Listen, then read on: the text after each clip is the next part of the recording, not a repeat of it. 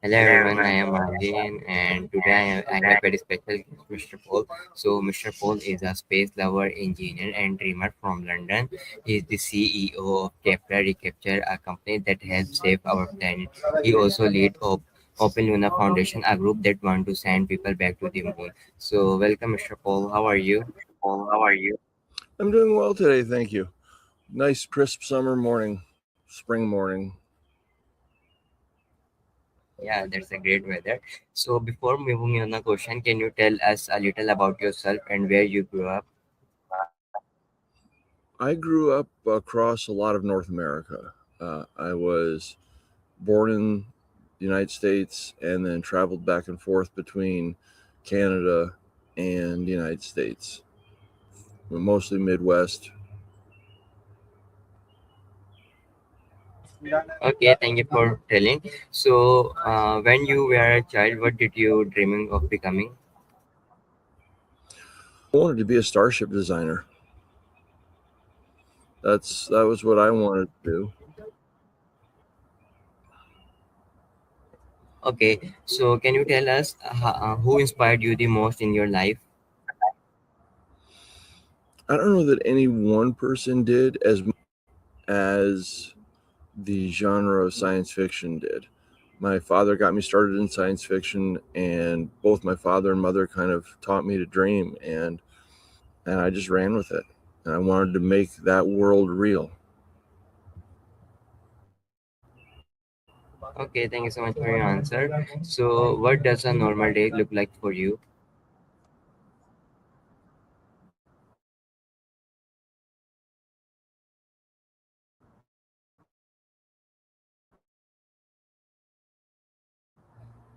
What does a normal day look like? There is I should up early, taking kids to school, and then going off to different works or to studies. I'm going back to school and getting a degree myself. Um, some days I, start the day in kind of meditation and do more academic or intellectual work. Some days it's more physical. My schedule is quantum. It is fluid until observed. Okay, thank you so much for telling. So, why do you love space so much? Because it's the future of humanity. Human Humans as a group work best when they are moving, when they're traveling, they're exploring.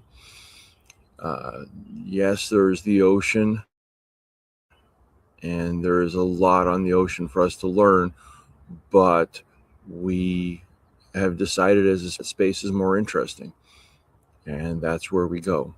And so we need a place to go, we need a place to explore. I'd rather we didn't find a place to exploit. That also tends to be our history, and space seems to be the place to go. Thank you so much for your answer, sir. So, what is the Open Union Foundation and why did you start it? The OpenLuna Foundation was originally a project to return humanity to the moon. It was a series of robotic and then crewed missions. I say crewed, not manned, uh, although crewed works in several definitions. But it was a series of missions to build an outpost on the moon using open source build techniques and did not come from governments. And I did it originally because I was working with the Mars Society and was managing the habitats. And I was at the desert habitat and I saw these crews building things that were absolutely they they could have flown. They were extremely high quality, they were extremely well thought out, they were extremely well done.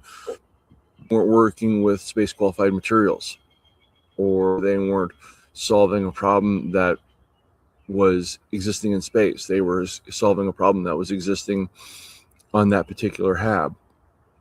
And I thought if they only had a project they could work on and a few dollars for the right materials, we could build a space mission this way. And so that was the start of OpenLuna.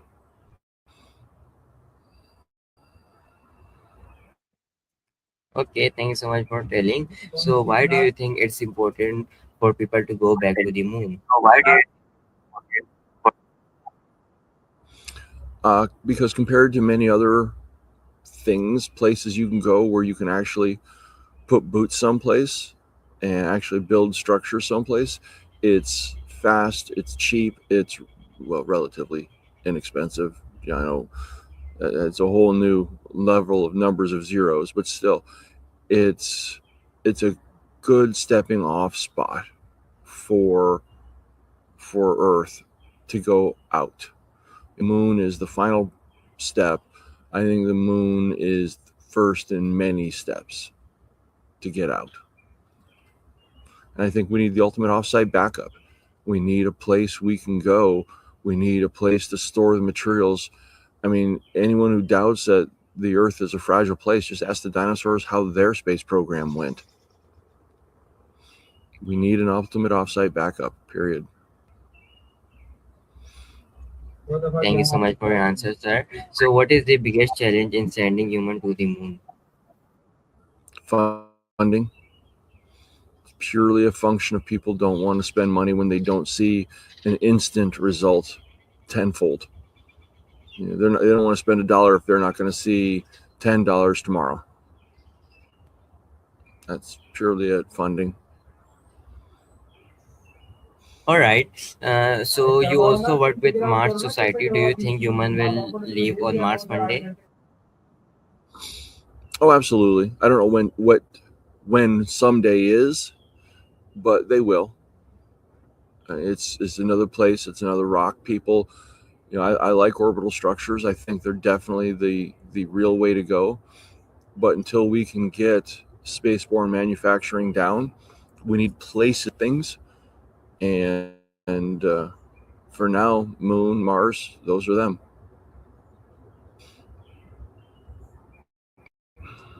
Okay. So, can you explain what the Kepler ReCapture does in simple words?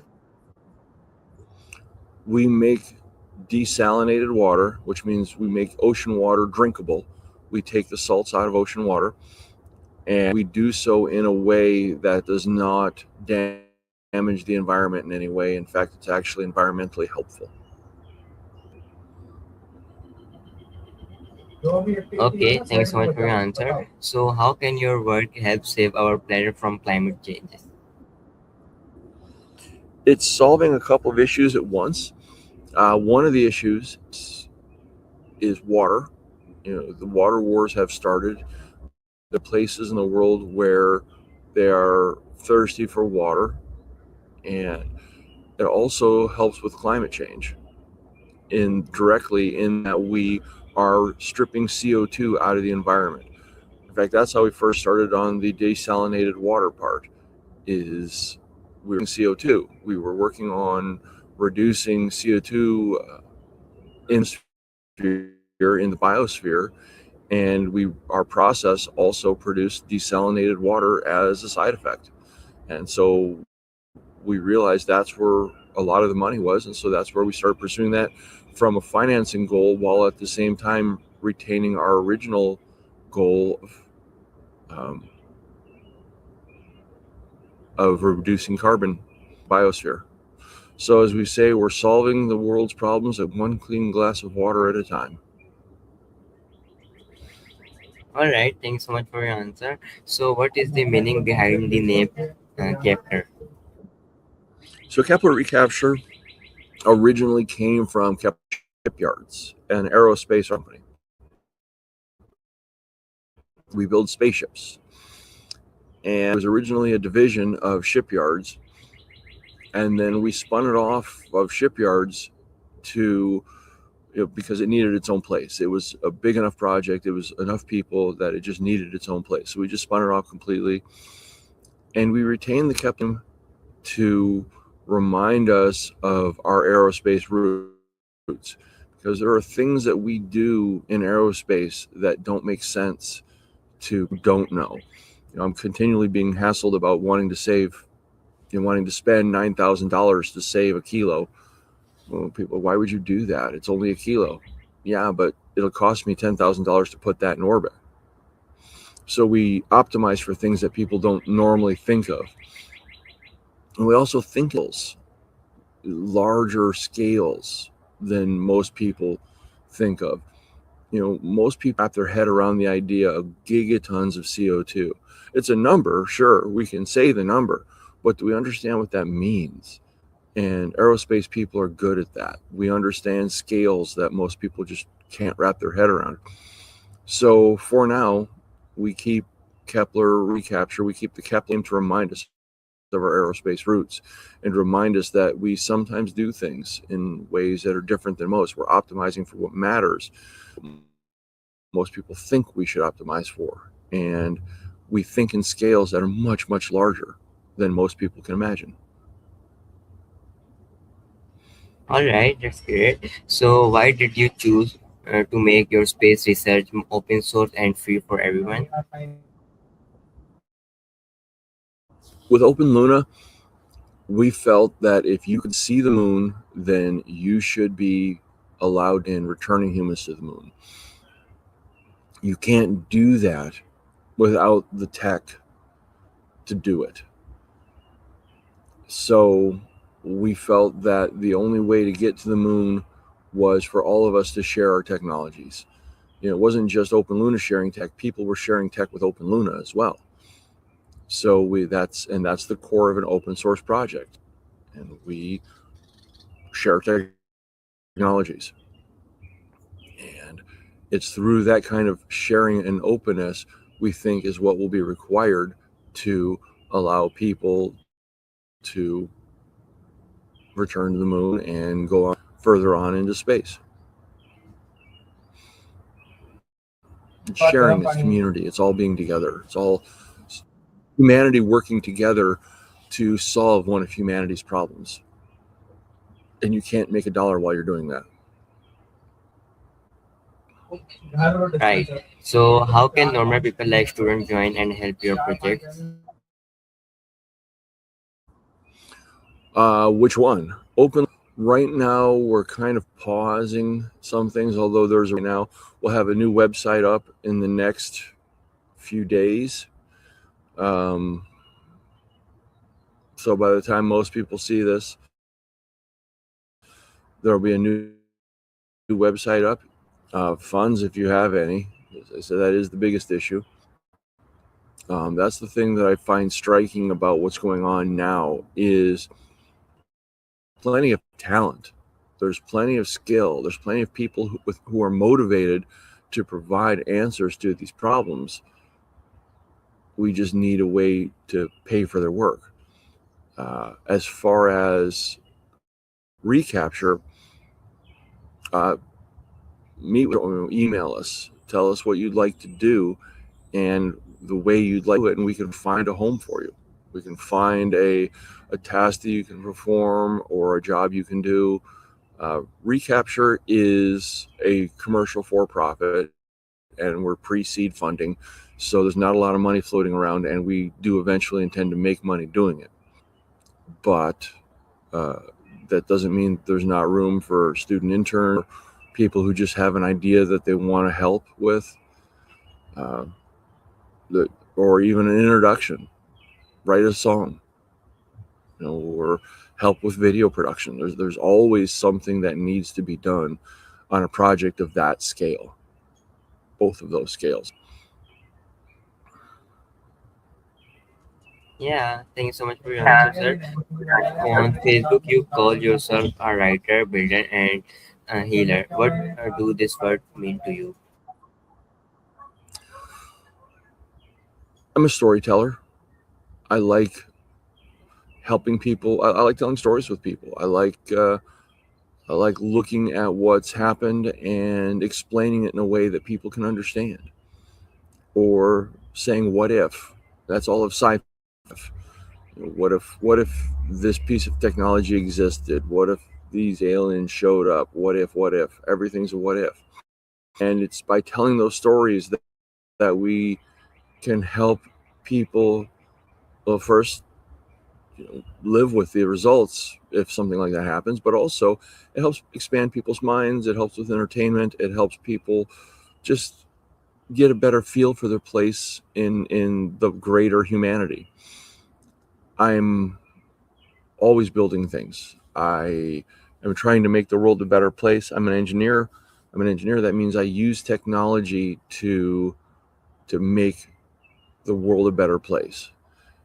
Sometimes that means I'm building homes. Sometimes that means I'm building devices. Sometimes that means I'm building communities, which leads directly into healing.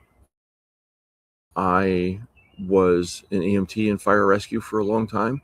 And so I learned then how important it is to people when they're suffering and you can help make those sufferings go away. And I've learned that I loved helping people out. And so, I heal their physical wounds. I've been called on more times than I want to think about healing their emotional wounds. And that's what I do. I help people. I make people Okay. better. Yeah, thank you so much for your explanation. So you make video about Greek and Norse mythology. Why do these old stories interest you? Oh, I like mythology in general. Um, I am particularly drawn to Norse mythology because the gods there, they didn't need you to worship them. They didn't need you to treat them like they were, well, gods. They did things that were worthy of that. And they're just as likely to sit down with you and have a beverage as they are to, go and do some humanity saving thing. But the big picture is people have been telling stories for as long as people have been together. It's how we express ideas, it's how we share information, it's how we explore what if. And these old stories interest me because they help me understand the people of then. You can tell who they are by the stories they tell. And I look at their story, the stories that we tell now, and I it gives me a chance to study the people, because honestly, at the end of the day, people are all that matter, and the stories we tell us who the people are. Okay. So do you think old myth can teach us something about modern life or technology? Of course, because they are, the old stories are explaining things, or they're talking people or beings with unimaginable power, and both of those are where we're at now. We can learn about people, we can learn about where they are, what they're doing, what's going on next, how they feel, how they think, what's important to them. These are all buried in those stories.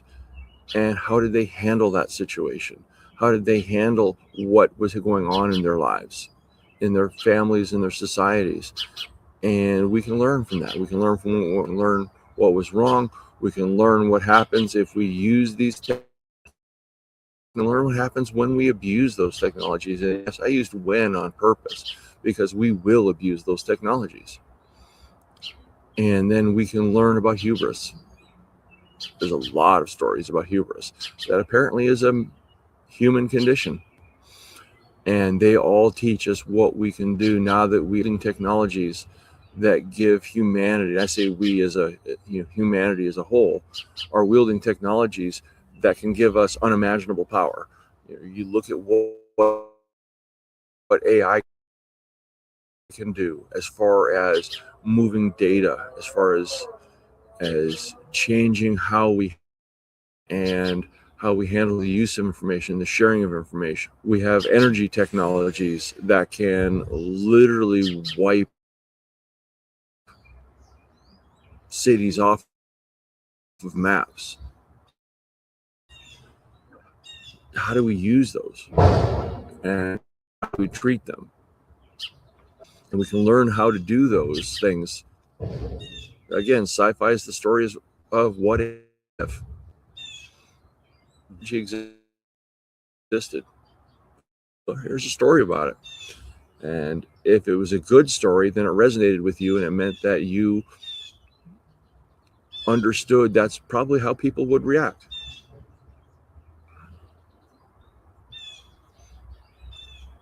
Right. Thanks so much for this wonderful answer. So, what is the hardest lesson you have learned in your career? Oh, that's very bold of you to think I've peaked so yet. I'm certain there's hard ones yet to go. Um, I think when I finally learned that it's all about people. I used to get caught up in technologies. I used to get caught up in various,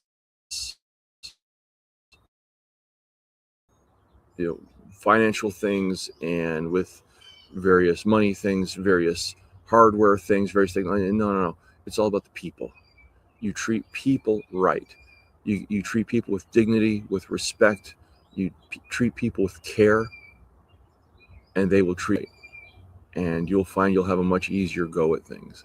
When you can understand somebody, when you can learn to look at them and feel what they're feeling, then you can find common ground. And when you can find common ground, you can get something done. And all of a sudden, the finances aren't a problem. And the technology will find a way to exist. Except for warp drive. I'm still waiting for warp drive. I think hyperspace might be where it is at, though. Right. So, sir, what advice would you give to young people who want to work in space or technology? Study hard, learn what you need to learn. There are no shortcuts to good knowledge, and meet people. Above all else, meet people. And you have to be at a skill level that makes you want to be worthy of being met. If you want to meet this very high grade person, then you need to be a person that very high grade person wants to meet. So, first off, make yourself worthy of that meeting. And then, secondly, meet people, make friends. They don't all have to be, the leaders of their fields. Even if you make friends with your other students, with your other colleagues, because somebody will eventually make something that matters. You'll build a relationship that turns out to be, life changing, and you'll never know if you don't build those relationships. So meet people, talk to people, find out who they are, learn their stories, and something good will come of that. But be That's really basically helpful. qualified. That's really a very good advice from you. So, before I take this interview, I want to ask my last question. So, what is one big dream you still want to achieve in your life? I want to go to space. I'm going to start by jumping from a spacecraft and parachuting down, and then I'm going to build some spacecraft and live and work in space for a while. That's it. I have a visitor. Hopefully, they'll bring me some knowledge. Yes, sir, but I am curious about asking this question. So, if you could travel to the moon tomorrow, what is the first thing you would do there? Beyond the basic stuff like build an outpost and build a place to live, I would really take the time to look around and enjoy the moment. To look at the actually, first thing I do is go to the bathroom, but go to the washroom. But I would really take a moment to enjoy the beauty. People get involved in these very high performance victories and never the time to enjoy that moment. They win the gold medal. They become pilots. They do these fantastic things, and then they're too busy doing the thing to take the time to enjoy the moment. And it cheapens the victory. They need to take the time and enjoy the moment. Yeah, thank you so much for this answer, and thank you, Mr. Paul, for sharing your amazing story with us. We wish you all the best in your journey to the stars. Thank you so much again for your time. Thank you. Thank you for time to talk to me. Thank you for approaching me respectfully. I am very grateful to you to give me your time. Thank you again.